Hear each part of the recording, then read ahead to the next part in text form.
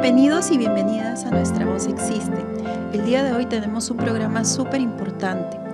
Vamos a hablar acerca de la transfobia. En ese sentido, la Defensoría del Pueblo el año pasado nos muestra un informe con cifras realmente escalofriantes en relación a ello, ya que el 95.8% de mujeres trans ha sido víctima de violencia. Es por esto y muchas más razones que es necesario precisamente tomar ciertas medidas para combatir la transfobia en el Perú, desde la sensibilización, pero también a través de ciertas leyes que garanticen y protejan a la población de personas trans. En esta línea tenemos el día de hoy a nuestra invitada. Ella es Leila Huerta, es bachiller en agronomía, administradora de datos en investigación médica, coordinadora de proyectos de investigación y también investigadora, además fundadora y directora de Féminas, una ONG que precisamente busca proteger los derechos de la comunidad de mujeres trans en nuestro país. Bienvenida, Leila, ¿cómo estás? Muy bien, Carmen Sara, contenta de poder estar aquí y poder tener voz, ¿no? Que el gran déficit que existe en la narrativa social o en el ámbito de difusión de información, ¿no? No tenemos voz para poder explicar nuestra realidad. Lamentablemente, los medios de comunicación solamente dan espacio para la burla, para los estereotipos y cuando se trata de denigrar a una persona trans. Leila, me gustaría saber tu opinión acerca de cuál es la situación actual de la comunidad trans en nuestro país. Bueno, como bien lo has mencionado al inicio del programa, estamos en una completa desprotección total, ¿no? Total, en una exclusión total, ni siquiera existimos en el país. Y eso es una puerta abierta a la vulneración de nuestros derechos, ¿no? Los casos de muertes a mujeres trans en febrero de este año, de una forma tan cruel como lo hemos podido apreciar en el caso de Rubí y Priscila, es una muestra clara que no significamos nada para el Estado peruano, ¿no? La forma como se nos trata, cómo se nos excluye, cómo se toman nuestras denuncias cuando en el marco de estos asesinatos nos acercamos a una comisaría a denunciar actos de extorsión o de amenazas y nos damos con la sorpresa que resultan ser policías los que la hacen y que la fiscalía, en lugar de tomar esa denuncia, lo que hace es archivarla porque la forma como se hizo la denuncia no era la correcta. Más allá de ver el problema institucional por parte de la policía, de tener un miembro de la policía involucrado en esto, y más aún teniendo una semana o 2 semanas atrás el caso de la muerte de una mujer trans de manera tan violenta y expuesta en redes sociales de una manera tan sin escrúpulos, ¿no? O sea, eso te muestra cómo hay una indiferencia desde el Estado y desde los componentes del Estado que deberían de proteger a las personas y donde deberíamos sentirnos protegidas y donde poder ir a reclamar justicia, que no lo existen para nosotras. Y en ese sentido, ¿qué factores crees que contribuyen precisamente a esta discriminación que encarnan ustedes? Yo soy completamente convencida en estos años que vengo cerca del activismo trans, que hay como una estrategia política de grupos de poder por exterminarnos, aunque suene así de crudo, pero y en blanco y negro, pero es la realidad. Porque no existe ningún tipo de políticas, habiendo iniciativas desde la comunidad para poder hacerlas, explicando razones importantes con investigación que existen acerca del tema, no las toman en cuenta, ¿no? O sea, hay investigaciones, han habido catedráticos de diversas universidades hablando del tema acerca de por qué es la necesidad de una ley de identidad de género para nosotras, mostrando con evidencia científica la situación de violencia que tú has mencionado claramente.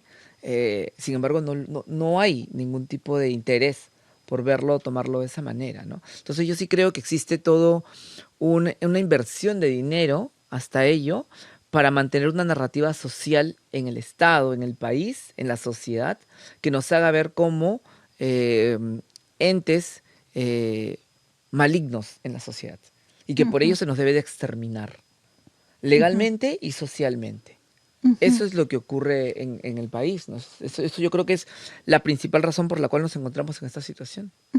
Y esta narrativa a la que estás aludiendo, ¿no? Por ejemplo, ¿cuál es ¿no? Serían como estas ideas que de pronto se van alojando también en la sociedad, ¿no? Que definitivamente decantan luego en toda esta violencia que ustedes vienen pasando, Ujú. ¿no? El hecho que las extorsionen, por ejemplo. Yo creo que la discriminación contra la comunidad trans tiene sus ciertas particularidades también, a diferencia de discriminación hacia otros miembros de la comunidad. Definitivamente, ¿no? El hecho de no tener una identidad Ujú, es lo primordial, ¿no? O sea, cualquier persona tiene identidad en este país.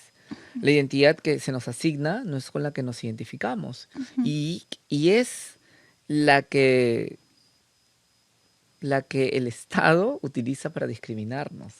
¿Por qué ujú, razón? Porque muchas veces se utiliza el DNI para legalizar la discriminación. Y te dicen, yo no te respeto porque tu DNI dice esto, así que no me exijas otra cosa. ujú, Entonces el DNI o la identidad que te asigna el Estado es utilizada por el Estado para maltratarte, para violentarte, para negarte acceso a diversos espacios de desarrollo social o ciudadano, para ujú, negarte el acceso a la educación, para negarte o fomentar la discriminación dentro de los centros de salud. Hubo una investigación que hizo Pronsex hace poco, en donde decía, no recuerdo el porcentaje, pero que había un número relativo de personas trans que preferían no ir al centro de salud por el simple hecho de la discriminación, así tengas una dolencia física, ¿no? Así tu condición de salud sea física. El VIH es una condición de salud que sigue siendo muy importante en cifras en la población trans. Sabiéndose todo el VIH, sabiendo que el VIH no mata a las personas, sabiendo que el VIH es una condición crónica que puede vivir cualquier persona con ella y que no hay ningún problema con eso, a la población trans nos sigue matando. ¿Por qué? Porque las mujeres trans no acceden a los servicios de salud por la discriminación que existe. Se ujú, creó una norma técnica en el 2016, impulsamos ello, junto con el Ministerio de Trabajo y la dirección en ese momento de la licenciada Patricia Segura, una norma técnica enfocada a mujeres trans, ujú, pero desde el marco del VIH, ¿no? Como estrategia para mejorar las cifras de acercamiento al sistema de salud o al programa de VIH, ¿no? Para mujeres trans, mujeres con VIH y mujeres sin VIH, ¿no? Para ambas. ujú. Entonces, pero bueno, es una muestra, ¿no? Es una pequeñez de ello. Ahora la pregunta está, ¿se implementó? ¿No se implementó? ¿Cómo se implementa? Hay déficits de hormonas, que es a través de ello que se dan, y cuando a veces surgen estas eh, em, prerrogativas, las preguntas de la comunidad, ¿y por qué van a pagar sus hormonas? O sea, ¿por qué la voy a pagar yo con mis impuestos? O sea, olvidan que las personas trans también pagamos impuestos, y quizás muchos más que el resto de personas, porque el nivel de vida o el costo de vida de una persona trans suele ser mucho más alto que de cualquier persona, ¿no? A nosotras se nos cobra 10 veces más un alquiler que a otra persona por la discriminación que existe Ujú, y en lugares precarios, ¿no? Y, ujú, ese 10 veces más de lo que tú pagas, al final se traduce y se mete dentro del círculo de distribución de economía del país. Y es lo que no exacto. se ve, ¿no? O sea, también aportamos y aportamos mucho más que el resto de personas, por Ujú. persona, Y ¿no? esta información no es difundida, no es visibilizada precisamente por la misma discriminación que existe contra la población Por lo trans, que, además. por lo que te decía, ¿no? Porque Ujú, no se nos quiere para hablar eso. Se nos pone ujú, una mordaza social para que no hablemos nosotras eso. ¿Quieren ujú. una trans? Que haga escándalo, que se deje hacer burlas sobre ella, eh, Que que, sea se, sumisa. que cuando es una información que puede abrir al debate o al morbo o a meter ciertas narrativas o alimentar este periodismo amarillista que existe. O sea, solamente para eso se nos quiere. Y Ujú, solamente eso hacen, ¿no? Y ese es un grave problema que existe. No tenemos voz. Somos una ujú, población que está y que buscan exterminar, porque nos dan espacio de diálogo, nos dan espacio de poder exponer lo que hoy aquí estoy compartiendo con ustedes. No soy la ujú, única. Hay otras personas que pudieran hacerlo, pero no lo ujú, tienen, ¿no? ujú.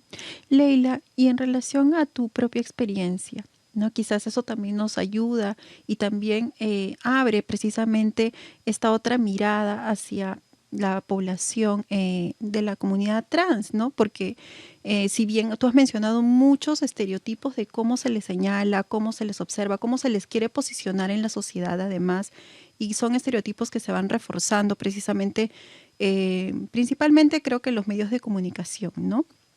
No, en estos canales masivos también, ¿no? Se va reforzando todo este estereotipo de las personas trans, pero en relación a tu propia experiencia, ¿Tú en algún momento has sido víctima de también la transfobia? ¿Cómo ha sido esta experiencia para ti? ¿Cómo pudiste afrontarlo también? Mira, a veces duele hablar de ello, ¿no? Duele hablar de eso y por eso muchas personas trans solemos decir, no, a mí nunca me ha pasado esto, ¿no? Pero es ilógico, o sea, esa encuesta que has mencionado, el Ujú, 98%, 98,2% haber mencionado que ha sufrido violencia es la realidad. Todas hemos sufrido violencia. Quizás el 0,8 pues ya está en un nivel de violencia mental que no lo recuerda, que es distinto, mm, pero no es que no lo hayamos vivido, porque lo vivimos en la misma familia hasta hoy mismo, habiendo conquistado cosas importantes en el hogar, seguimos viviendo violencia familiar.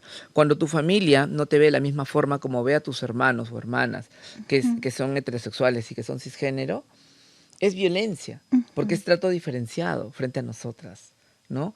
Entonces, todas vivimos situaciones de violencia y de transfobia y de diversas maneras, ¿no? El acoso, los insultos.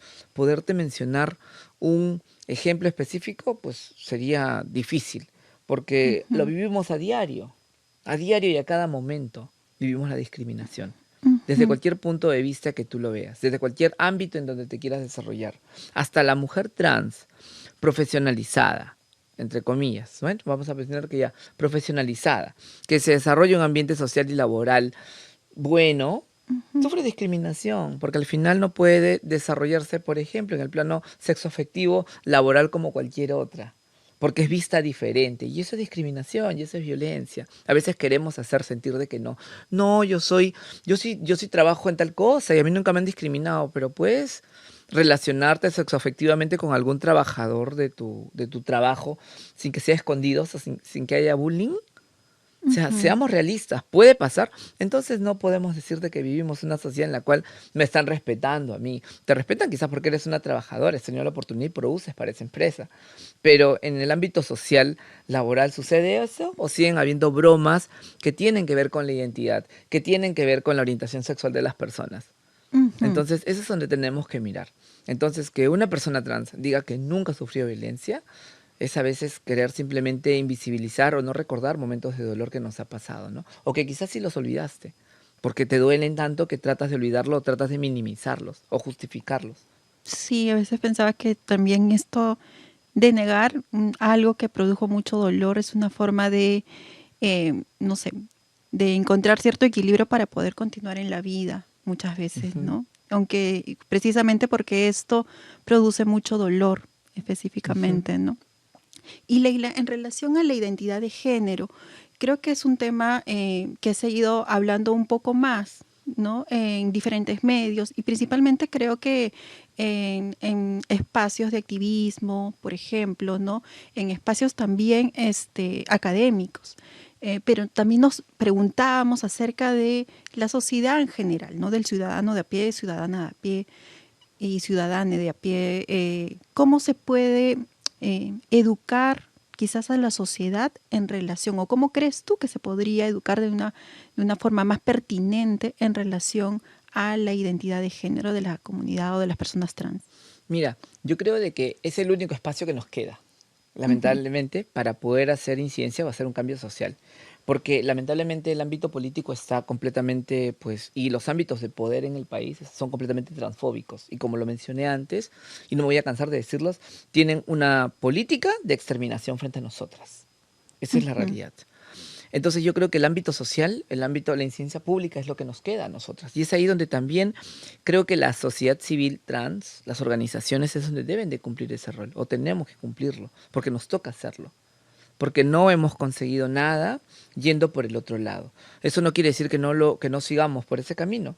Yo creo que tenemos que complementar lo otro, ¿no? O sea, hacer incidencia pública es sumamente importante ahora, y más aún ahora, que tenemos gobiernos completamente transfóbicos, conservadores, antiderechos, que están tratando de bajarse políticas y institucionalizando la violencia, que es lo ujú, peor que puede estar pasando. Y que lamentablemente con el periodo político de polarización que hemos vivido, la gente ujú, no se ha percatado de ello, ¿no? O sea, de las diferencias que existen entre uno u otro gobierno que nos han gobernado últimamente o que nos están gobernando actualmente.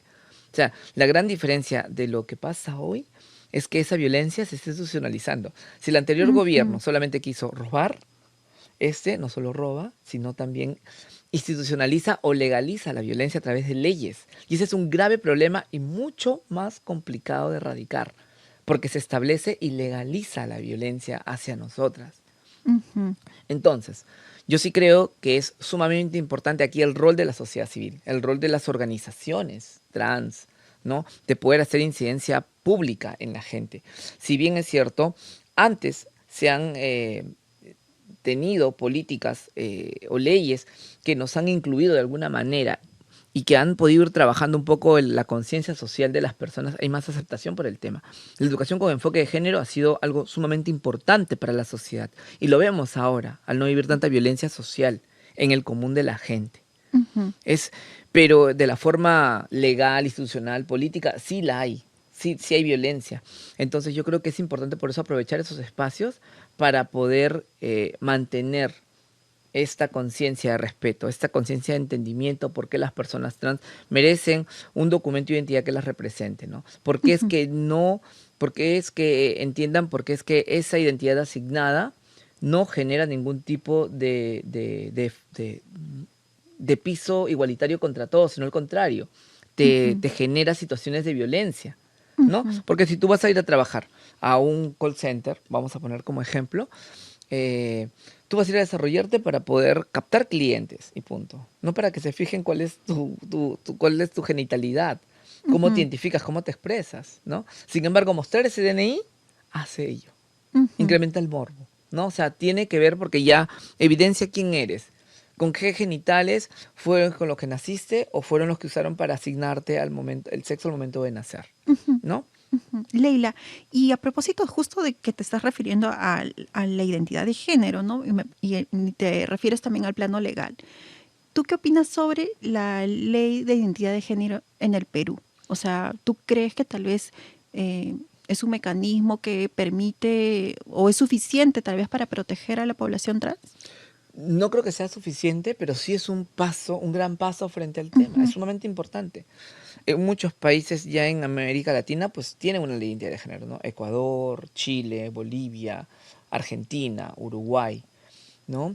Y en el caso de Brasil o Bolivia o Colombia tienen normativas frente al tema y que hablan del tema. Ujú. Entonces, o que reconocen a la identidad trans como que existe, sin que sea una ley en algunos en Colombia o en Brasil, sin que sea una ley específica, hay normativas que hablan sobre el tema. Ujú. Entonces, es sumamente importante porque es el inicio de, ¿no? Han ido cambiando y variando. Argentina fue el primer país que tuvo una ley de identidad de género.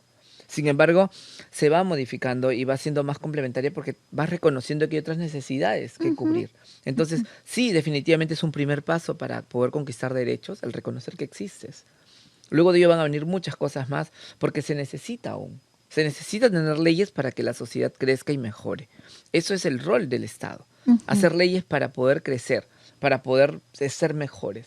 Un Ujú. ejemplo claro es el tema del cinturón de seguridad en los carros, ¿no? Tuve que hacer una ley para que la gente aprenda a cuidarse, ¿no es cierto? Ujú. Ese es el rol que cumplen las leyes en el país. Y por ese camino es por eso que exigimos una ley de identidad de género, porque se necesita legalizar una identidad y que esa identidad comience a tenerse respeto hacia ella. Ujú.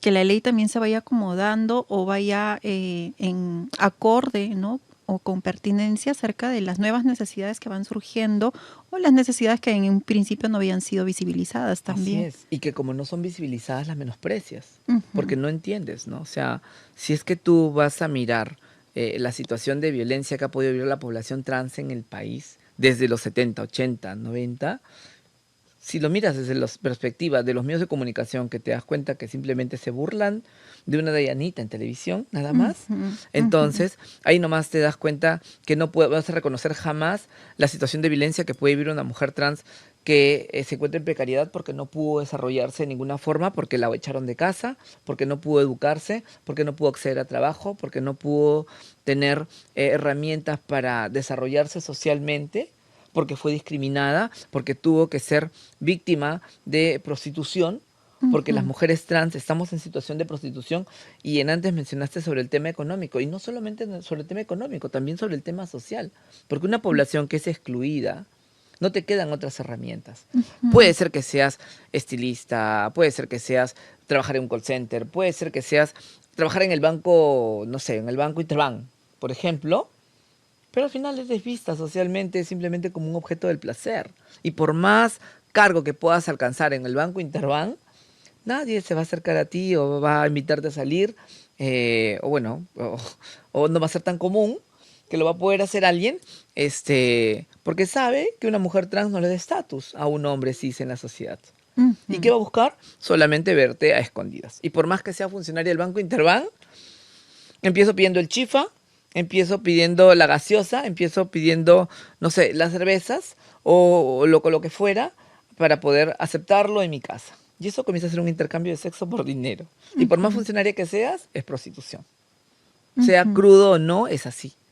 Entonces, eso Ujú. es algo que tenemos que mirar. Y si no reconocemos nosotras mismas esa situación y no la denunciamos, si no la hablamos, ese status quo social va a seguir existiendo, ¿no? Y va a decir, pero tienes trabajo, pero cómo hay otras que sí lo hacen, pero cómo hay otras sí decentes, ¿no? Entre Ujú. comillas.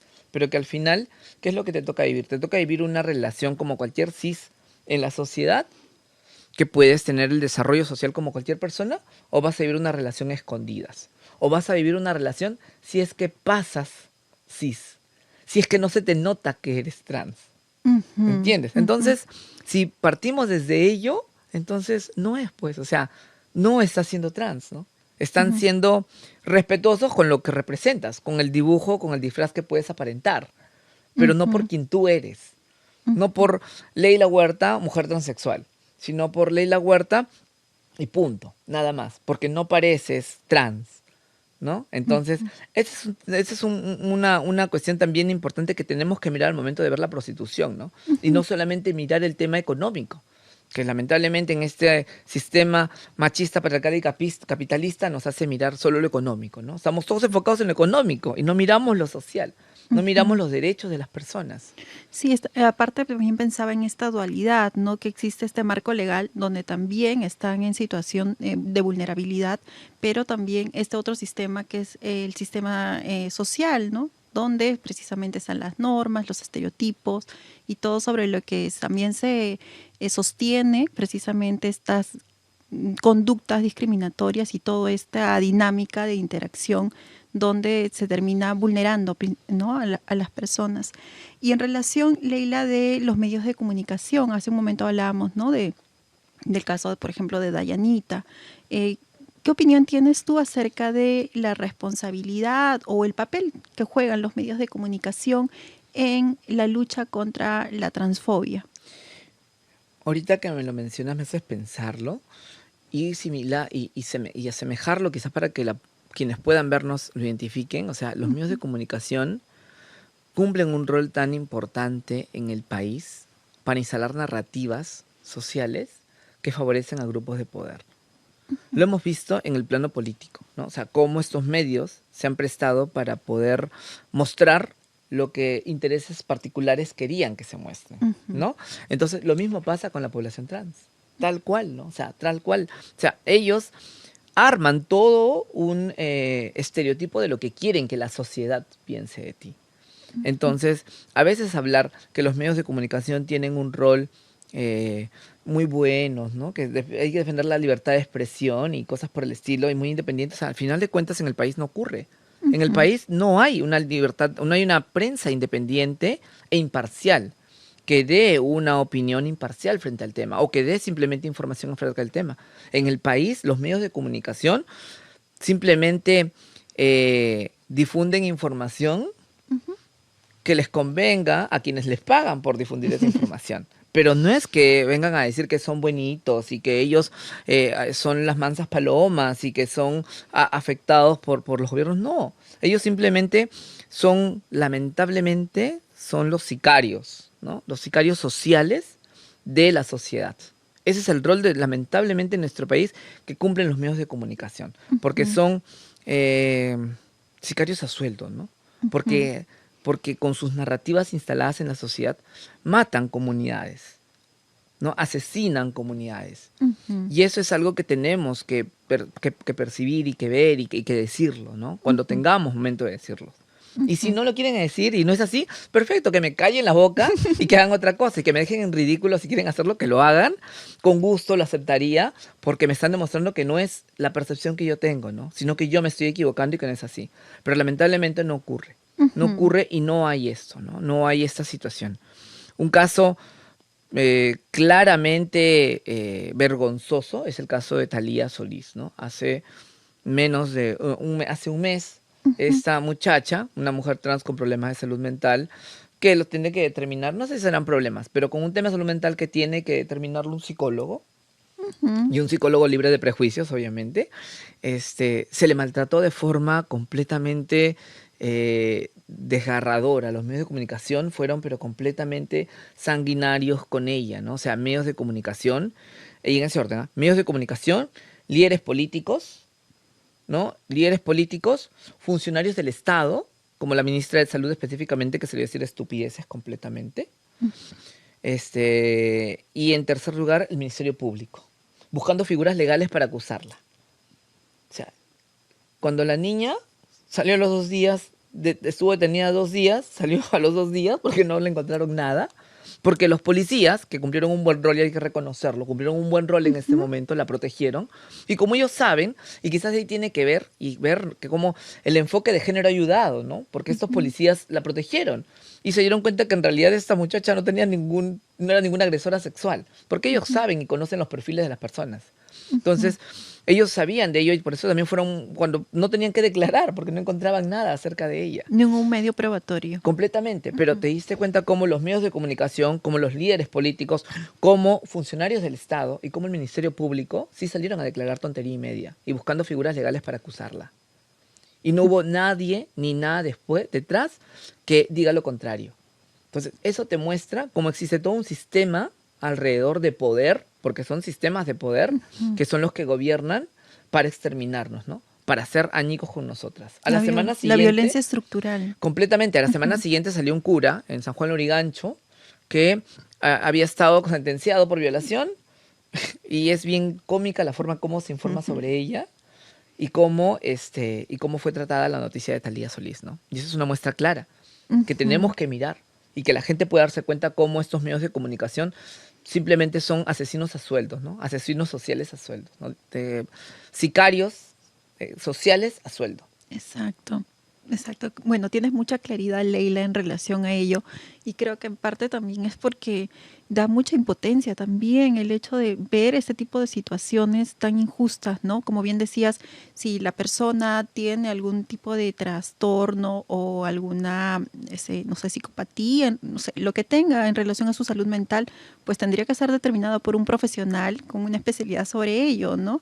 Y no lanzar pues estos, no sé, opiniones, ni siquiera presuntivas, sino que lo aseguran y van, no sé, asentando también el hecho de cómo se construye esta estigma, ¿no? Prácticamente es el ejemplo vivaz de lo que es el estigma que se tiene a nivel estructural. Así es. Una sociedad desarrollada identifica esos problemas para ver qué problemas sociales existen. Ujú. No para hacer escarnio de ellos, ¿no? Ni hacer show, como lo que ha pasado. Sino y hacer show para poder hacer detrás de la política lo que les da la gana, Ujú. ¿no? Utilizas y miras, pues, oye, ¿qué pasa? ¿No? O sea, falta mirar identidad de género, ¿no? Por esta chica. ¿Qué legalidad hay acá alrededor de esto? ¿Cuánto es importante poder hablar de esos temas desde tanto? Esta chica es una muestra clara de cómo las mujeres trans, porque una mujer trans de 42 años, puede tener problemas de salud asociados a la violencia vivida por el desarrollo de su identidad en el país. Ujú. Entonces, ¿cuán importante es hablar de identidad de género en los colegios? ¿No? Porque las mujeres trans, las personas trans existimos desde que nacemos. No eres trans cuando eres adulta. Eres visible quizás en ese momento, pero mujeres trans o personas trans, desde que tienes uso de razón lo eres, ¿no? Y te Ujú. identificas como tal.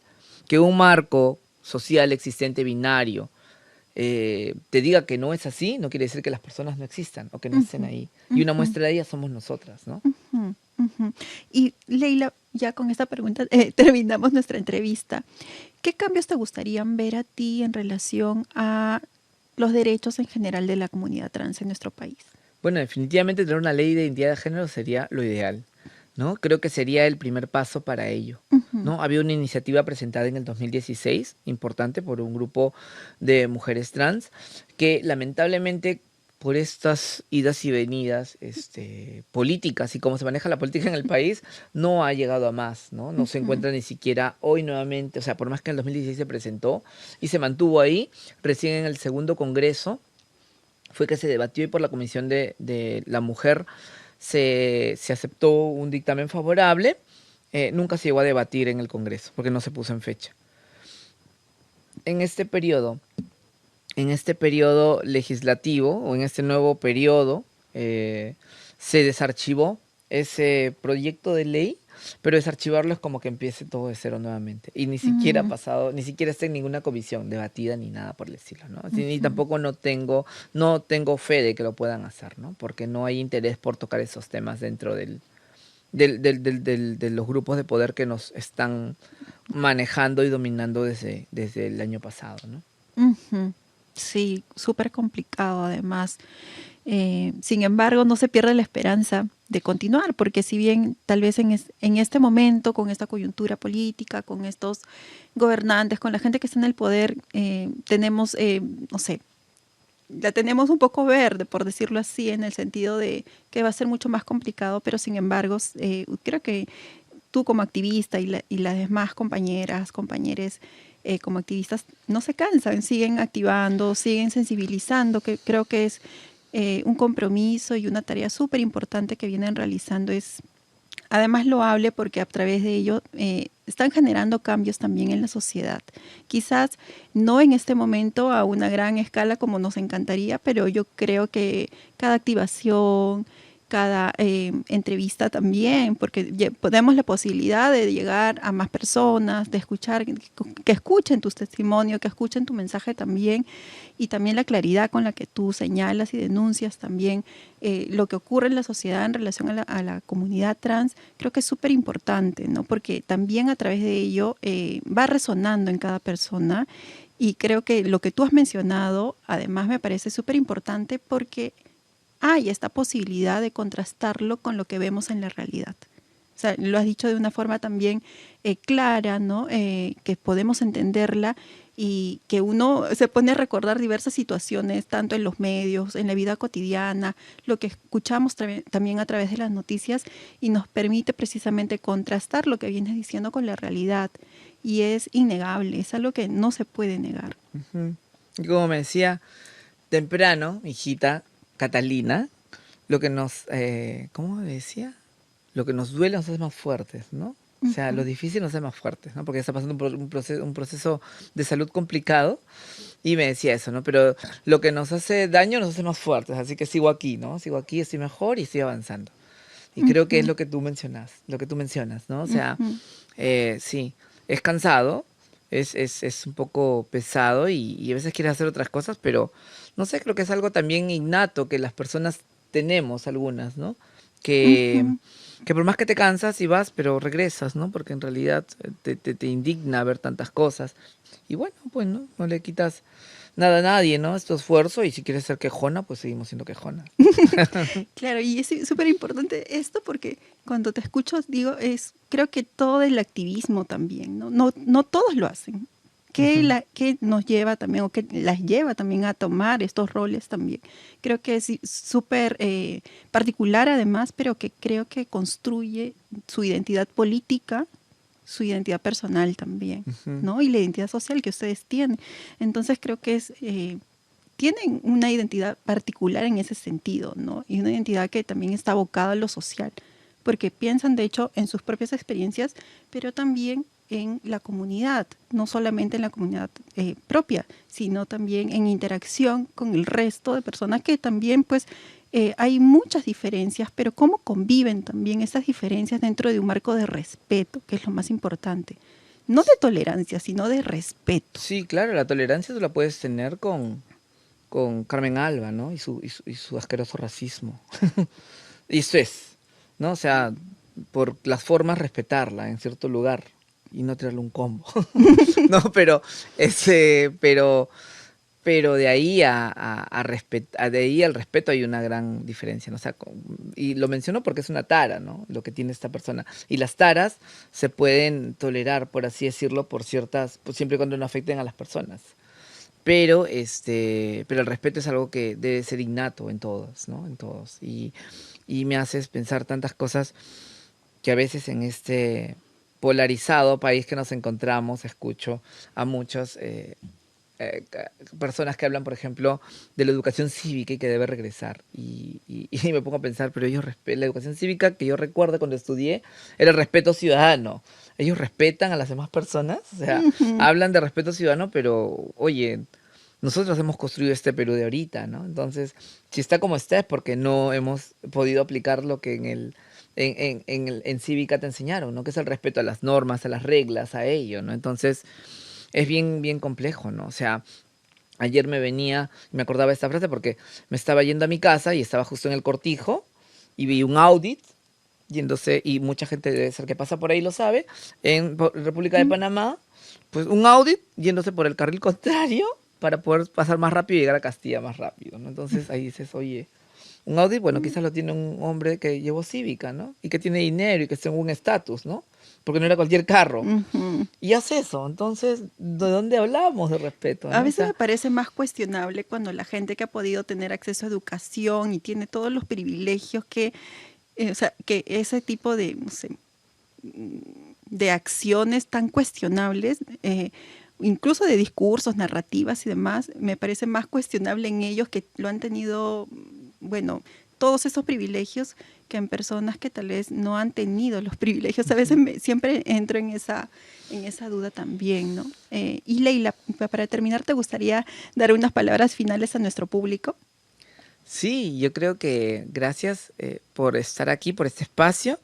Y yo creo que todos podemos construir un mejor país, ¿no? Como bien lo has dicho, nuestra lucha no es solamente por la identidad trans, es por Ujú, reivindicar y mencionar que existimos, pero también es por una mejor sociedad, ¿no? En la ujú, cual todos nos respetemos, o sea, independientemente de lo que fueras, respetar las diferencias de las personas ujú, y crear una sociedad mejor, ¿no? Donde todas, todos, todes podamos vivir sin violencia, sin corrupción que tanto nos hace daño, ¿no? Sin todo este marco de violencia que vivimos a diario, ¿no? Entonces, pensar, y lo vengo diciendo hace mucho tiempo, que lo que le afecta a una población pequeña ahora, en su momento, te va a afectar a ti. Si las ujú. mujeres trans vivíamos situaciones de exclusión y de cobros de cupo por diferentes situaciones, por estar en la exclusión en un determinado, hace unos 20 30 años atrás, ahora lo vive el común, lo viven todos, ¿no? Ujú, Este situación de impunidad de justicia, en el caso de esta chica Juliana Garofli, esta que mató a los dos chicos de ujú, Javier Prado, o sea, lo vivimos todas las personas, o sea, estas pequeñas locas que por ahí aparecemos reclamando justicia o exigiendo igualdad, en un determinado momento, y como ha pasado en la historia, te das cuenta que teníamos la verdad en la boca, ¿no? No ujú, estábamos reclamando tonterías, no estábamos reclamando cosas ilusas o fuera de realidad. ujú, Reclamábamos lo que era justo, ¿no? ujú. Todos los héroes, santos y todas estas personas que han hecho cosas importantes que en su momento no se visibilizaron o que se vieron de otra manera, con el tiempo dio la razón a estas personas, ¿no? Ujú, Entonces, quienes levantamos la voz frente a ello, exigimos simplemente un trato igualitario, que ujú, podamos vivir y formar y ser una mejor sociedad, ¿no? Cuando hablaba del tema y esto nos hace crecer como sociedad. Miramos a Europa como una sociedad avanzada, pero es porque son civilizados. Acá no lo somos. Por más que haya plata, en Perú hay plata, hay mucho dinero, pero no somos civilizados.